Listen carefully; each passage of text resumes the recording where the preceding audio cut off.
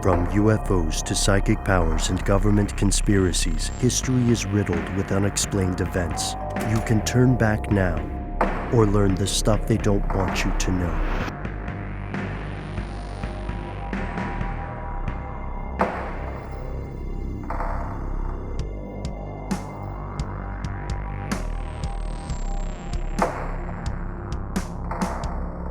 And as you said, Noel, this eventually shakes something loose. Law enforcement accesses the phones of Anderson's immediate family, and then one dark revelation after another falls like dominoes. All of those A kids that we mentioned earlier were in on a conspiracy to murder Anderson. At least that's what the police believe. They are accused of doing that. They all were on board with this, apparently. Again, they're the upper echelon of the family. And the people who pulled the trigger multiple times were not just random robbers. First, one of the adopted children named Flavio is apprehended for this. And he said, he is the one suspected of actually shooting Anderson. And he turned and said that his adoptive brother, Lucas, is the one who purchased the firearm. So this shows us two things. This shows us, first off, multiple actors in the homicide. And secondly, it shows coordinated planning. We've had enough time now to think about this murder that we realize it's smarter to put some distance between the person who purchases a gun and the person who discharges it. Because in that gap, in that chain of custody there's the perfect opportunity to say, well, my gun was stolen. And then, again, you go back to those phones, and keep in mind, even if you're not thinking about it, if you use a cellular device, any kind of smart device whatsoever to do anything, to communicate with people, no matter how normal, how benign, or how salacious that communication is, it doesn't matter if what you do to that phone. That information is there, and authorities can access it if you ever get apprehended for any reason or another, or if they just decide they want to look in your phone for one reason or another. When Simone's phone, one of the children, was looked at, it showed very explicit searches for poison, like we mentioned at the top. It was poison specifically that, what did we say it was, Ben?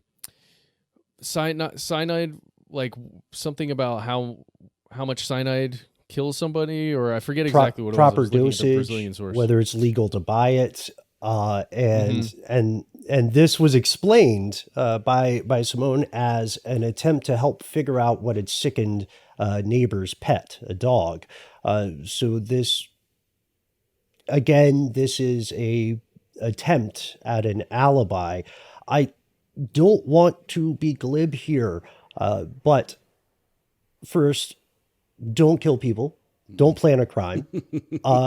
If you do want to research something for any reason that you do not want people to know about later, then for Pete's sake, put some time into, browsing a library or something, because this kind of stuff is available. They took the phone, and like you said, Matt, it was very easy to follow the breadcrumbs here.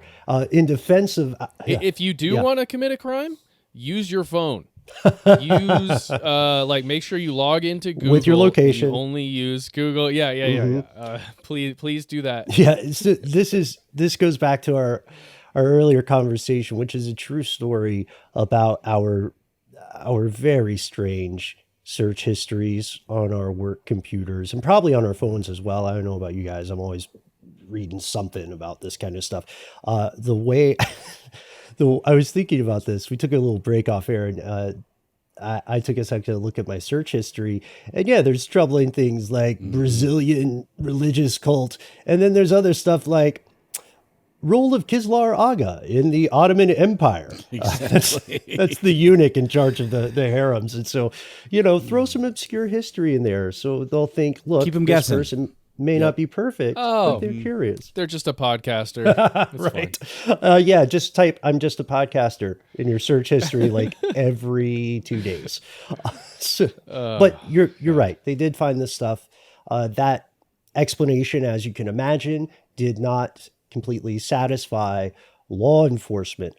All in all, up to this point, 11 people are going to end up being arrested in relation to this homicide. And there is a cinematic movie moment here. These suspects, because they have not been convicted, these suspects are rounded up in something called Operation Luke 12. And Matt, Ooh. for years I have deferred to your biblical knowledge. So what's going on here? Why would they call it that? I love the high drama of the name, but I'm wondering, is it apropos? Is it Well, yeah, sure. Relying on me for biblical information is your first mistake. But I'll roll with it here. I spent some time in some churches. It's a reference to Luke 12, which is in the New Testament. It's a chapter of Luke. And in this moment, like in a lot of the New Testament books, Jesus directly addresses his followers, right? His disciples, whether it's, the 12 major ones or just other people who are into what he's saying. In this case, he's talking to his disciples, and he says this: "There is nothing concealed that will not be disclosed, or hidden that will not be made known. What you have said in the dark will be heard in the daylight, and what you have whispered in the ear in the inner rooms will be proclaimed from the roofs." Gotta say, great job, law enforcement, to find a Bible verse that connects to this case and really tells the story of what was happening here. There's something. There's one note about that I'd like to make. Knowing the powerful role of religion in this case, I'm wondering if someone on the law enforcement side was, up until the point of this murder, themselves, a follower of one of these people. Or just fans, Or right? just fans, right. Like appreciative of what they're doing, right? I can imagine there were probably numerous people in law enforcement that felt that way about that family, especially after that movie. I think that changed the hearts and minds of a lot of people. Right. And so the scandals continue to unfold. Two other children in the family are arrested on unrelated charges of domestic abuse and drug trafficking. So things are getting increasingly disturbing and ugly here. So what about the person that you mentioned? So what about the person that Noel mentioned earlier? What about Flordelis herself weeping, holding an interview at a funeral for her deceased spouse, begging for justice to be done? Where does she square into this? Well, police believe that, as we said earlier, police believe that she was the force behind the murder, that she was the brain behind the trigger, right? And here's another twist, was not arrested. Interesting. But Flordelis herself was actually not subject to an arrest warrant. And this is fascinating. Another part of what we talked about at the top of the show, possibly what leads to the Brazilian political system being so corrupt. In Brazil, a congressperson can only be preventatively arrested to avoid the destruction of evidence, for example, if caught in the act. So they have this thing there called parliamentary immunity, which Flordelis holds. Yeah. And I was reading some articles about this and about the Brazilian political system. And, there's a sense that this loophole has the potential to attract people that intend to do crime to these political posts, because it's literally like immunity from any prosecution. Detectives have pushed for her congressional status to be revoked, but thus far, no go on that. No dice. And Yeah, remember, we're still pretty early in the stages here, so we'll see how everything shakes out. But we do have to go back now and slightly alter our advice we were giving everyone about if you want to commit a crime. We're just going to say, go ahead and just get elected if you really want to commit some crime. And you'll be good to go. Yeah, what's that old saying? If you want to, what is it? If you want to go to prison for robbery, rob a bank. If you want to get rich for robbery, start a bank.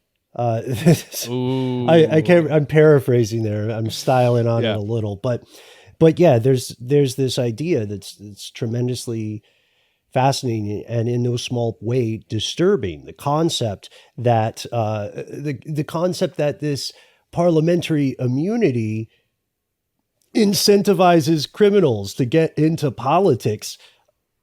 And we've been pretty careful to note that these are suspects. Again, no one's been convicted. We are very careful to note that there are allegations. Even when there are eyewitness accounts, there are still allegations until proven in a court of law.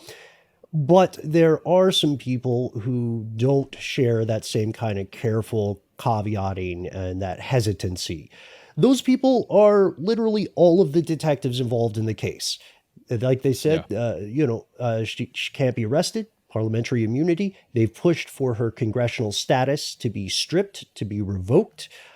And the investigators have publicly stated multiple times that they have zero doubt that Flordelis was the ringleader of this conspiracy. In fact, homicide chief Antonio Ricardo Lima Nunez noted that all in all, about 20% of the family seems to be involved in this homicide.